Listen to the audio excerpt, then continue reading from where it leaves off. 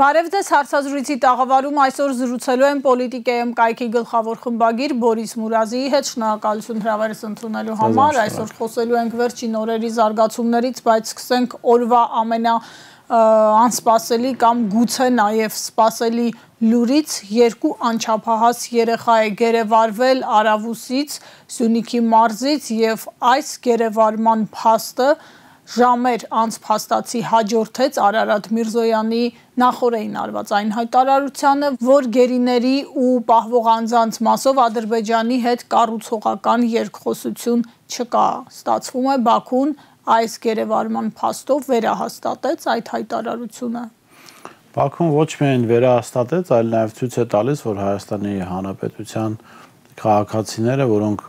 որևէ կապ չունեն բանակի հետ, նրանք եւս անվտանգության մեջ չեն, ինչի մասին տարիներ շարունակ խոսում են քաղաքական գործիչներ, վերլուծաբաններ, լրագրողներ, հա, որովհետեւ այս անվտանգությունը, որի մասին իրենք խոսում են իշխանությունները Նիկոլ Փաշինյանի գլխավորությամբ, սա թվացial անվտանգություն է։ Սա անվտանգություն է մի իրավիճակում, երբ Ալիևը ոչինչ չի ուզում անել։ Այսինքն իրենք խոսում են չէ խաղաղության մասին, որ վերջին տարին խաղաղ են, կարողացել ենք, ջանքեր ենք ներդրել, ոչ, իրենք ջանքեր չեն ներդրել։ Ալիևին ուղղակի ձեռնտու չի եղել այս 1 տարին կամ 2 տարին անել այն, ինչ ինքը սովորաբար անում է։ Հիմա իրենց պետք է գերեվարել քաղաքացիական անձի, անչափահաս իրենք դա անում են։ Այսինքն իրենք ցույց են տալիս, որ Հայաստանի իշխանությունները չեն Հայաստանի ինքնիշխան տարածքում իրավիճակ թելադրողը։ Եվ իրականությունը այդպես էլ որ կա, քանի Նիկոլ Փաշինյանը իշխանության է, խաղաղությունը ոչ թե արդյունք է լինելու Հայաստանի իշխանությունների ջանքերի, այլ խաղաղությունը կամ թվացial խաղաղությունը արդյունք է լինելու Ալիևի ցանկությունների, տրամադրությունների, նայած այդ օրը ոնց է արթնացել կամ ինչ է ուզում անել, Մեհրիբանն ինչ է ուզում անել, սա է։ Մենք չունենք անվտանգության համակարգ ըստ էության եւ դրա խոսուն վկայությունն այն է, որ գլխավոր շտաբի պետի պաշտոնը զբաղեցնող մարդը, որի վրա կա նաև ուսադիրներ, հայտարարում է, որ իրենք անտեսում են ադրբեջանական կրակոցները։ Կներեք, ես Ասերյանին մի ասելիք ունեմ, դուք Ալիևի տեքոր կինը չեք, որ իրար անտեսեք։ Դուք Հայաստանի գլխավոր շտաբի պետն եք եւ բարձրաստիճան զինվորական եք։ Այո, կարելի է նաև հասկանալ, որ Ադրբեջանը երբեմն կամ հաճախ փորձում է կրակոցներով պրովոկացնել, որպեսզի Հայաստանը ներքաշվի պատերազմի մեջ։ Բայց մշտապես անպատասխան թողնել այդ իրավիճակը։ Դա բերում է նման իրադարձությունների։ Այսինքն այդ իրավիճակը մեկնաբանել տեքոր կնգա տրամաբանությամբ, առավել ծիծաղելի վիճակում ենք մենք հայտնում։ Հայաստանի փաստացի սահմանամերձ գյուղերում մարդիկ ֆիզիկական անվտանգության խնդիր ունեն այսօր, որովհետև սահմանամերձ գյուղերում, այսինքն երբ որ ադրբեջանցիները եկան Հանրապետության հրապարակ եւ Ղարաբաղ են երգում, սահմանամերձ էր Երևան։ Հիմա ճիշտ ասած նորորյա աշխարհում Ռուսաստանում վերջին օրերին տեղ ունեցած իրադարձությունները, երբ ինքնաթիռներ խոցվեցին Ռուսաստանի խորքում 21-րդ դարում, հիմա աշխարհում չկա ոչ սահմանամերձ տարածք, հատկապես Հայաստանի փոքր երկրի համար։ Ալիևը ուղղակի չի ուզում Երևանից մարդ առևանգ, եթե ուզենան դա էլ կանեն։ Վստահեցնում եմ ձեզ, որտեղ մենք ըստ էության չունենք անվտանգության համակարգ։ Հիմա պետք է ես ափսոսում եմ, որ Էդվարդ Ասիրյանը այսօր չէր լրագրողների ձեռքը ընկնել, կարելի է հարցնել, արդյոք ինքը անտեսում է քաղաքացիների առևանգ, կարող անտեսում են, ասում մենք չենք նկատում, ասենք մենք անտեսում ենք, որ անչափահաս երեխաներ են առևանգել։ Սա ուղղակի դեք ամոթալի վիճակ է մեզ համար եւ ծիծաղելի է աշխարհի համար։ Դե այս պայմաններում, երբ քաղաքացի անչափահաս են առևանգում ադրբեջանցիները, երբ քաղաքացիների բնակելի տներն են թիրախ դառնում, իրենք էլ հրաշքով են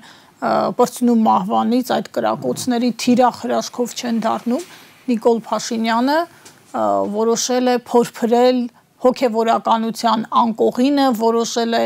ենթադրյալ երևակայական կամ իրական զավակների խնդիրներով զբաղեցնել հայ հասարակությանը, որոշել է հայ առաքելական եկեղեցու բարևարկության խնդիրները բարձրացնել, մի արշավ է սկսել, որը չգիտես ում համար է, ում է հետաքրքրում բացի իրենից եւ գուցե Աննա Հակոբյանից, որովհետեւ այս վերջին շաբաթվա հանրային արձագանքը դրա մասին էր։ Մարդիկ ծաղրում էին այդ գրառումները, մարդիկ վրդովված էին ու մի փոքր շերտ աջակիցների, որոնց մեծ մասը գուցե նաեւ ոչ իրական օգտատերեր էին, դրանց եթե չդիտարկենք, հանրային արձագանքը միանշանակ Փաշինյանի օգտին չէր։ Ինչ է անում Փաշինյանը։ Փաշինյանի օգտին չէր հայ հանրության արձագանքը, բայց մենք Նիկոլ Փաշինյանի այս իշխանության ցանկացած գործողություն քննարկելուց առաջ պետք է քննարկման առանցքից հանենք հայկական շահը։ Երբ որ դա հանում ենք, ամեն բան տրամաբանական է լինում։ Դուք այսօր, չգիտեմ, լսել եք թե չէ, Փաշազադեի հայտարարությունը կաթողիկոսի մասին, ասելով, որ նա չի պատրաստվում, շատ վատ բառեր է օգտագործել, ես դա չեմ ուզում կրկնել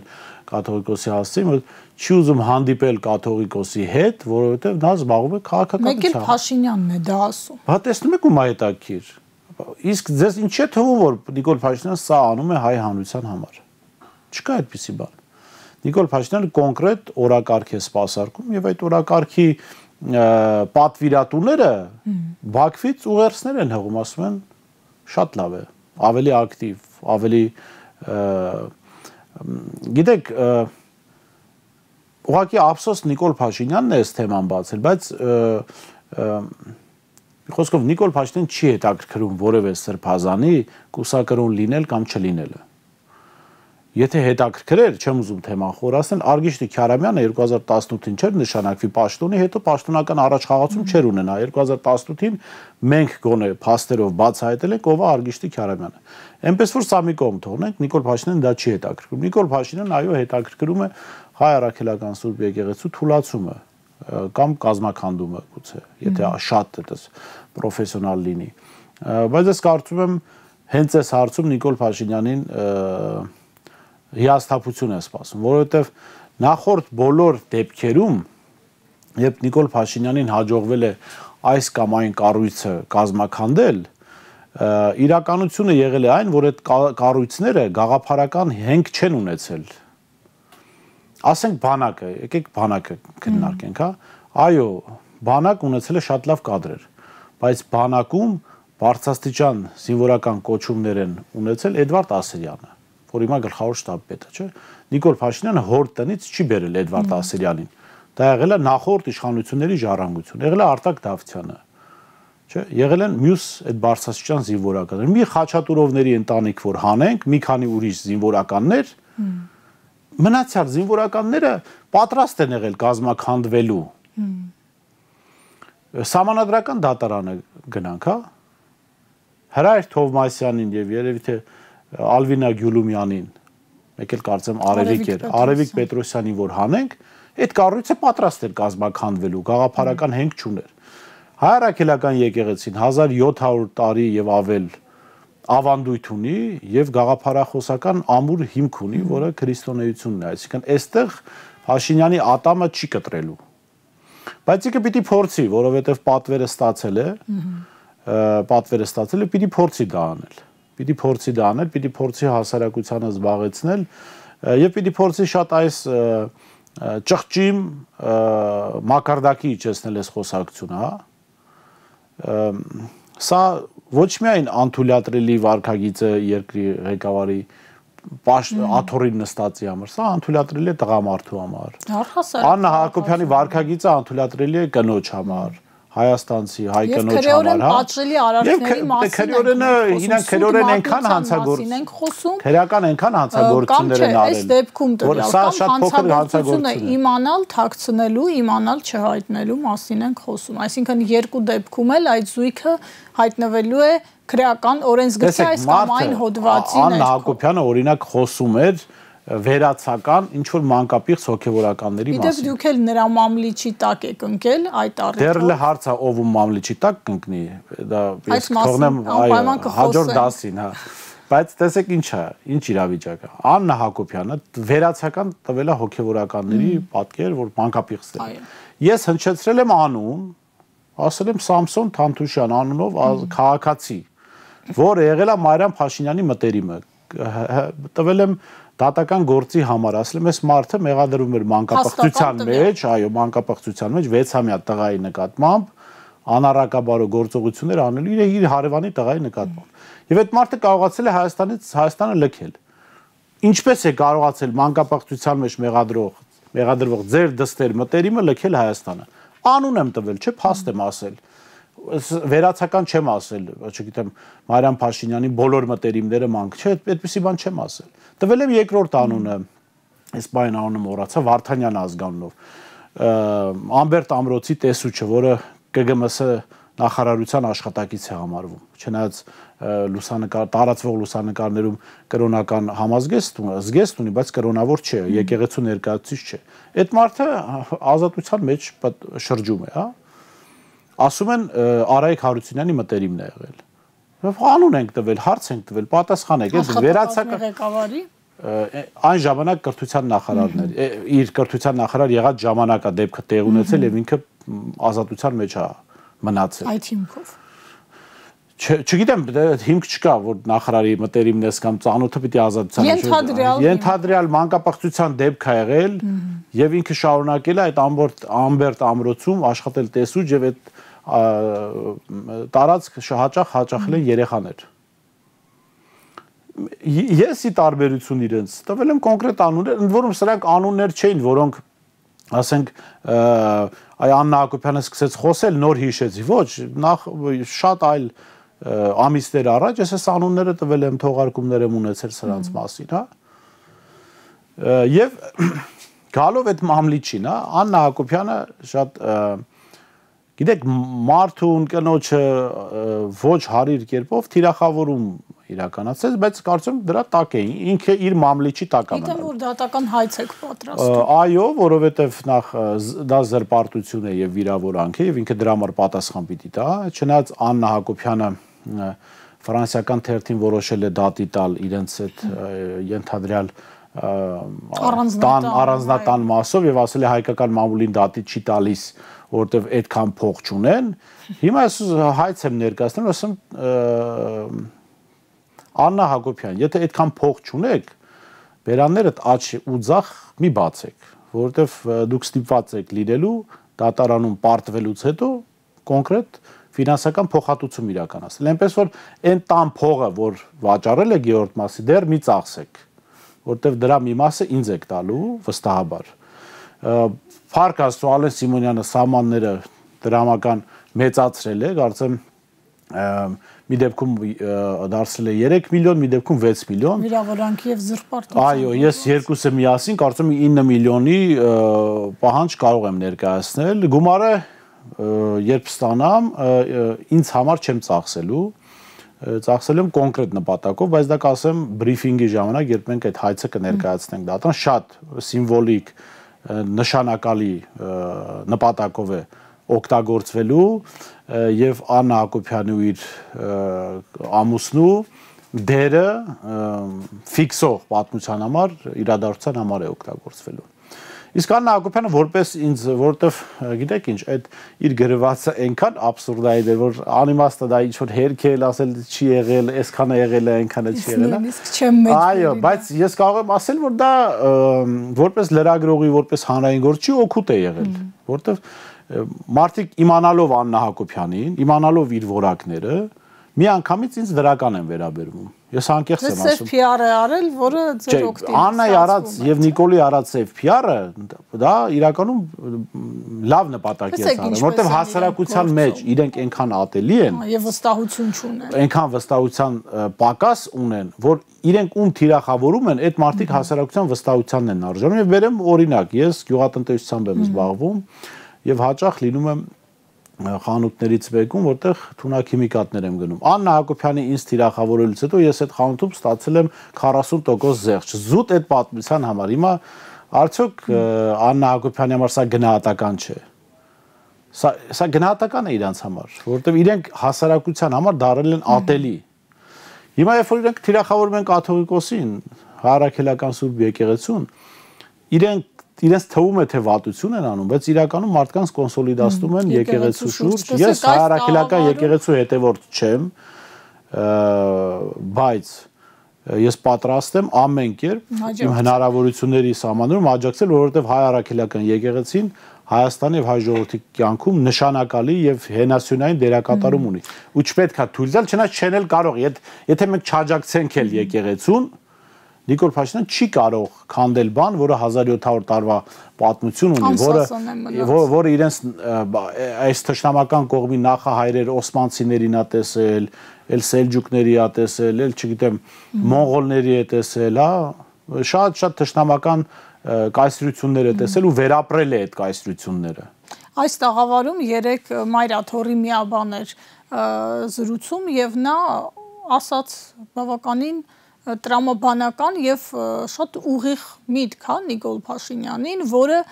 մինչեւ ինչ որ պահը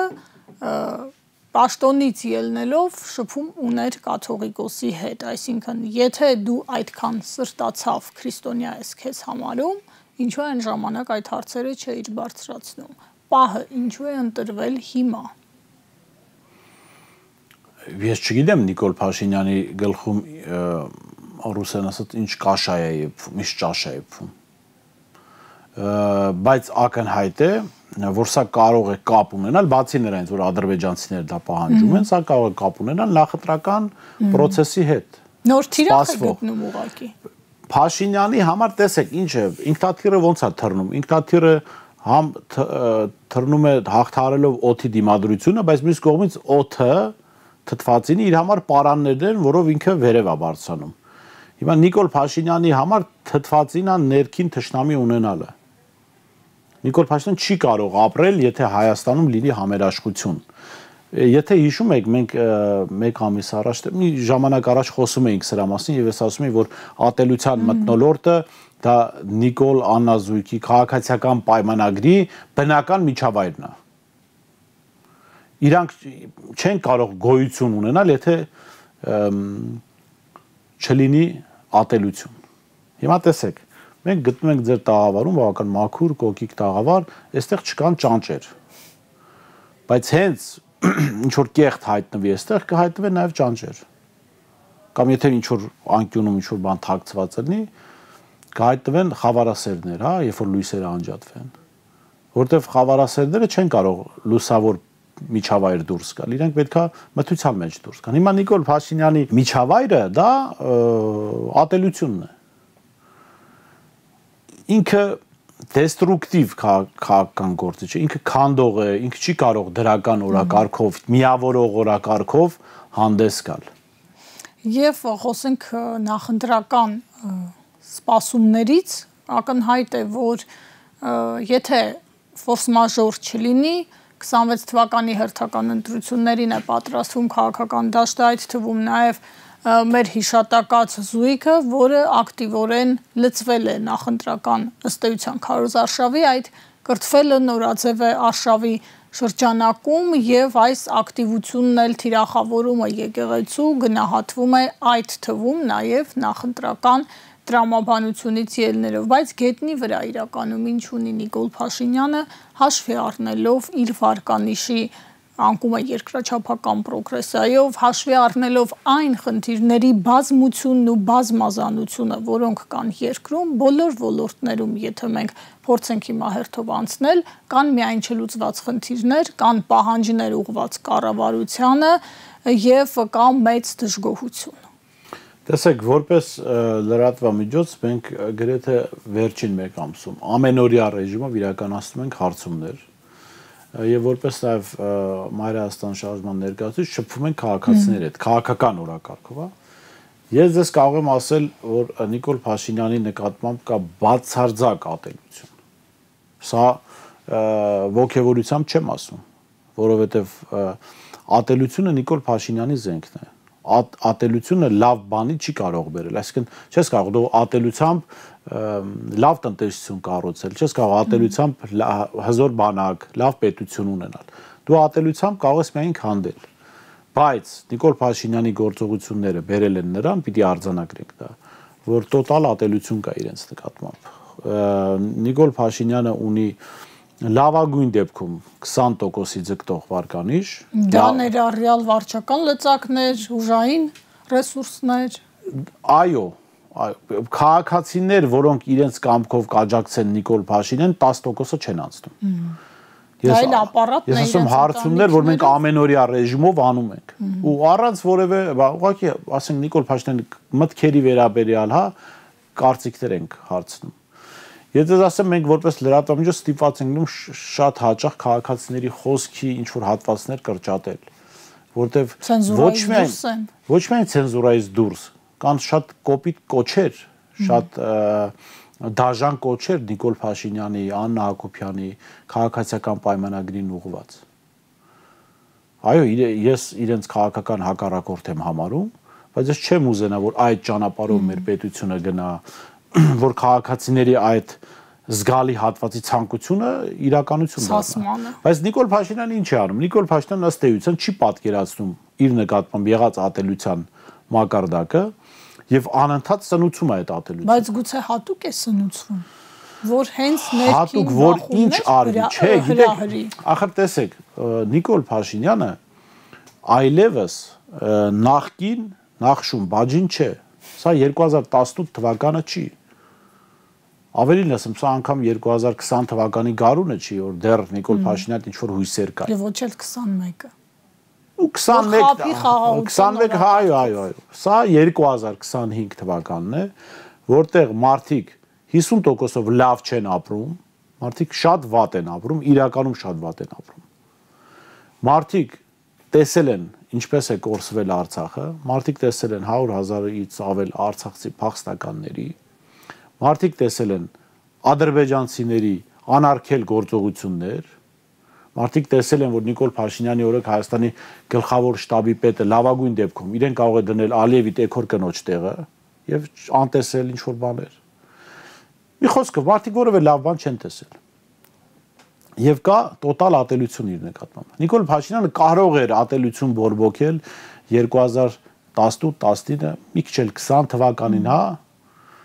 որովհետև հասարակության մեծամասնությունը դեռ հավատում էր իրեն։ Բայց Նիկոլ Փաշինյանը հիմա չի կարող, նու կարող է, բայց այդ ատելությունը իր դեմ է աշխատելու։ Այսինքն Նիկոլ Փաշինյանը չի կարող ատելություն գեներացնել մի միջավայրում, որտեղ մեծամասնությունը իրան դեմ է։ Այսինքն նա ռեսուրս չունի։ Չէ, գիտեք ինչ, մեծ առնահեղություն անելու ռեսուրս իհարկե ունի, երկպետությունը քանդելու ռեսուրս իհարկե ունի, հասարակության մի փոքր իրեն աջակցող զանգվածին եւ մեծամասնությանը իրար վերջնականապես թշնամացնելու ռեսուրս իհարկե ունի։ Արտաքին զորքեր այստեղ հրավիրելու ռեսուրս իհարկե ունի։ Իդեպ հեռախոսազրույց էր ունեցել 3 իր նախաձեռնությամբ։ Այս ռեսուրսները ինքը ունի, բայց բոլոր պարագաներում դա իր համար շատ վատ է ավարտվելու։ Եվ միակ խնդիրը այստեղ այն է, Նիկոլ Փաշինյանը պետք է ընտրի։ Այս պատմությունը, ես ընդ որում ֆիզիկական հաշվարկների մասին չեմ խոսում, այս պատմությունը իր համար է վատ ավարտվում, թե իր եւ պետության համար, որտեղ երկու դեպքում էլ ինքը կա, չի լինելու այնպես, որ իր համար լավ ավարտվի։ Սա պիտի ֆիքսի Նիկոլ Փաշինյանը, բայց եթե Նիկոլ Փաշինյանը գնում է ճանապարհով, որ եթե իմ համար վատ է, ուրեմն պետության համար էլ է վատ,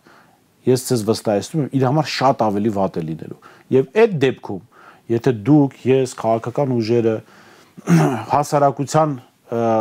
adekvat հատվածը փորձի անել այնպես, որ Փաշինյանի նկատմամբ ֆիզիկական հաշվեհարդար չտեսնեն, կարող է չկարողանան մարդկանց կանգնեցնել։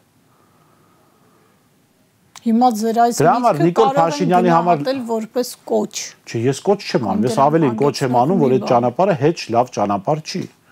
որովհետև ատելությամբ չի կարելի լավ բան կառուցել։ Ես Նիկոլ Փաշինյանին ասում եմ, կա երկու ճանապարհ։ Իր համար վատ ճանապարհ եւ պետության համար շանս, այսինքն ինքը իշխանությունը թողնում է։ Մնացած process-ները մնում են իրավական դաշտում, իր հետ կապված։ Այն ինչ ես ինքս որպես լրագրող, հանրային գործիչ, ես դեմ կլինեմ, որ իր նկատմամբ ոչ իրավական գործընթաց ընթանա։ Ես դեմ կլինեմ, անկեղծ եմ ասում, ով ուզում է գա իշխանության, որ այդ իշխանության ԱԱԾ պետը զանգի դատավորին ասի ուզես չուզես Նիկոլին պիտի կալանք տաս։ Ես դրան դեմ կլինեմ։ Չնայած վստահ եմ, որ ցանկացած խելամիտ դատավոր չի կարող չկալանավորել Նիկոլ Փաշինյանին։ Բայց այդ իրավականը թողնում ենք մի կողմ, բայց իրավական իր ֆիզիկական անվտանգության երաշխիքների շրջանակում, որտեղ պետության մեջ չի կարող լինել ինքնադատաստան։ Բայց եթե ինքը գնում է պետությունը քանդելու ճանապարհով, մյուս ելքը եւ եթե չկա պետություն, չկա նաեւ ինքնադատաստանը զսպող։ Հասկանալի է մոտեցումը։ Սրա մասին է խոսքը, սա ոչ թե կոչ է, սա երկու սցենարի դիտարկում է։ Երկու սցենարի դեպքում էլ Նիկոլ Փաշինյանի համար վատ է ավարտվելու։ Մի պարագայում, որտեղ ինքը պետության համար թողնում է շանս, իր համար վատ իրավական հետևանքներ են ունենում առանց ինքնադատաստանի, երկրորդ դեպքում, եթե ինքը պետության համար պետության ոչնչացման ճանապարհով է գնում, ասելով եթե ինձ վատ, ուրեմն թող պետություն չլինի, այդ դեպքում պետության զսպող մեխանիզմները գոյություն չեն ունենա, որտեղ պետություն չի լինելու, իր համար շատ ծանրագույն հետևանքներ են լինելու, իր համար լինելու է շատ ավելի վատ։ Հասկանալի է տեսակետը եւ վերջում խոսենք քաղաքային խնդիրներից ու մասնավորապես կարմիր գծերի մասով այն դատական որոշումից, որը ստացավ Մայր Հայաստանը այդ պայքարի ընթացքում, այդ որոշումից ինչ եզրահանգեն մեր քաղաքացիները։ Քաղաքացիները պիտի եզրահանգեն, որ Մայր Հայաստանի շնորհիվ դատարանը որոշել է, որ չեղարկի այդ ապօրինի որոշումը։ Հիմա քաղաքացիները կարող են ուղղակի չվճարել կարմիր եւ կապույտ գծերի համար, ոչ թե 100 դրամ վճարել 300-ի կամ 160,000 տարեկան, ընդհանրապես չվճարել։ Բայց վերջնական ակտ չկա, բողոքարկման ենթակա չէ։ Ոչ, բողոքարկման հնարավորություն այլևս չկա։ Մի խոսքով դատարանի վճիռը արդեն ուժի մեջ է։ Սա կարծում եմ ամեն ինչ ասում է։ Իրավական մնացած մանրամասնություններ իրավաբաններ եք ասել։ Քաղաքացիները կարող են ընդհանրապես չվճարել։ Այո, քաղաքային իշխանությունը ենթադրաբար պիտի փորձի կլպել քաղաքացին, բայց հնարավորություն չեն ունենալու, որովհետև եթե քաղաքացիներին գալիս է տուգանքի որոշում, իրենք կարող են դա բողոքարկել քաղաքապետարան, եւ քաղաքապետարանը եթե էլի որոշի ապօրինություն անել, դա կարելի է դատական հայցով, դատական ճանապարհով գնալ եւ այս բոլոր գործընթացներում Հայաստանը պատրաստ է իրավական աջակցություն տալ քաղաքացիներին, բայց կարեւոր է նաեւ ցույց տալ, որ սա թալանչիական իշխանություն է, ինչու, որովհետեւ դատարանը կայացրել է որոշում, իրենք այսօր կարծեմ քաղաքապետարան հայտարարում, որ այդ որոշումը կապ չունի, այսինքն պիտի շարունակեն մարդիկ վճարել։ Այդ դեպքում դատարանի իմաստը Հայաստանում ո՞րն է։ Կա ընդհանրապես։ Եթե իրենց օգտին չէ, ուրեմն կապ չունի, եթե իրենց օգտին է։ Հասկանում եք, մենք կառավարության վերջին նիստում էլ հասկացանք, որ դատարանում Հայաստանում դատարաններ չպիտի լինեն։ Նիկոլ Փաշինյանը ինչ ասաց կառավարության նիստում, ասաց Ռոբերտ Քոչարյանը թալանչի դեր։ Դատական տման որոշում չկա, հասկանում եք։ Ես կարծում եմ Նիկոլ Փաշինյանը հետևել է իմ խորհրդին։ Ես անկեղծ եմ ասում, կարող եք իմ եթերը բացել նայել մի 3 ամիս առաջ ես առաջարկել եմ Նիկոլ Փաշինյանին Ռոբերտ Քոչարյանին դատել կառավարության նիստում։ Հիմա նա դա անում է։ Ես ուղղակի այնտեղ ավելի սրել էի առաջարկ, ասել ջրային օրենսգրք, որտեղ գործը ջուր էր, ասեցի ջրային օրենսգրքով դրեք ու դատեք, որտեղ կառավարության որոշմամբ, ասենք Քոչարյանին կամ Սերժ Սարգսյանին կամ որևէ այլ նախկին պաշտոնյա տվեք պատժաչափեր, որտեղ Նիկոլ Փաշինյանի պատկերացրած դատական իշխանություն դա որ ինքը կառավարության նիստում կորոշի, որ Ռոբերտ Քոչարյանին պետք է դատել։ Դե հնչեցրեց վերդիկտը։ Այդ դրանից ածանցված Ավինյանը որոշում ասում է, ախպեր, քաղաքական մեր քաղաքական թիմի պատկերացրած դատական որոշումը կարա լինի այնպես, ինչպես մենք ենք ուզում։ Եթե այդպիսի որոշում չի կայացվում, այդ դեպքում ուրեմն այդ դատարանի որոշումը չենք կատարում։ Արսեն Թորոսյանը լավ, դատարանը վճիռել չէ կայացրել, որ ինքը պիտի ներողություն խնդրել։ Ասես չեմ խնդրում ներողություն ու վերջ։ Իշխանության սպասարկու Արման Բաբաջանյանի վերաբերյալ դատարանը որոշում էր կայացրել, չէ՞։ Բայց ասես չեմ կատարում դատարանի որոշում։ Այստեղ արդեն պետությունը իշխանությունը ցույց է տալիս, որ չկա դատական իշխանություն իրենց համար, եթե իրենց հարմար որոշումներ չկա։ Ինչու՞։ Որտեղ ԴԱՀԿ-ն հարկադիր կատարման ծառայությունը պետք է գնար Արսեն Թորոսյանի, Բաբաջանյանի, այսօր պետք է գնային քաղաքապետի պաշտոնը զբաղեցնող Տիգրան Ավինյանի հետ։ Պետք է գնային Նիկոլի հետևից կառավարության նիստում իր հնչեցրած հայտարարությունների համար, հա։ Այստեղ ուրեմն Փաշինյանի հայտարարությունն ավելի ուժեղ է գտնվել, որ կգտնվի Հայաստանում մի դատարան, ով չի կատարի իր հրահանգը։ Հավանաբար դատավորները այդ շարքից են եղել։ Այդ Նիկոլ Փաշինյանի համար ընդհանրապես ես ասել եմ միշտ, երբ որ ինքը ասում է ժողովուրդ, դատարան, պետք է հասկանալ։ Դատարանը իր համար այն դատարանն է, որ դատավորը ԿՊԱ-ական է։ Եթե չէ, ուրեմն դա դատարան չի։ Ժողովուրդն էլ ԿՊԱ-ականներն են, պատգամավոր նախարարներ, հա, իր ընտանիքի անդամները, եւ եթե այս տեսանկյունից ես նայում, Այո, երիցս ճիշտ է Նիկոլ Փաշինյանը, որ ասում է, ավելին քիչ է ասում, որ 50%-ով լավ են ապրում, որտեվ այն ժողովուրդը, որին ինքը նկատի ունի ԿՊԱ-ականները, ոմանք 500-600%-ով լավ են ապրում։ Այսինքն մարդիկ պարտքով գարեջուր խմողներից դարձել են միլիոնատերեր, որոնք հրապարակային հայտարարում են, որ այո, ես պատրաստ եմ 20 միլիոն դրամ տալ, որդուս ազատել բանակից, եթե ԿՊԱ-ականի օրենսդրական նախաձեռնությունը անցնի։ Այնպես որ վերադառնալով եւ ամփոփելով պետք է ասել, որ քաղաքացիները պիտի չվճարեն կարմիր գծերի ու կապույտ գծերի համար, այդ գործընթացի առումով եթե խնդիրները առաջանան, Մայր Հայաստանը իհարկե կաջակցի եւ պետք է հասկանալ, որ ամեն կերպ պիտի պայքարել այս իշխանությունների դեմ, որտեղ եթե իրենց թույլ տանք, իրենք չեն ուզի ոչ դատարան լինի, ոչ իրավապահ համակարգ լինի, իրենք կլինեն եւ դատարանը, եւ դատախազը, հա, ամեն ինչ կառավարության նիստում այսպես կհավաքվեն, կորոշեն։ Հավակնում է հոգեվոր իշխանություն։ Դե արդեն, այո, դա արդեն տեղ ենք, ասի իհարկե այդտեղ Նիկոլ Փաշինյանի պարագայում այդտեղ ոչ մի հոգեվոր բան չի լինի, բայց նոմինալ կարող է փորձել այդ կոչումն էլ ունենալ։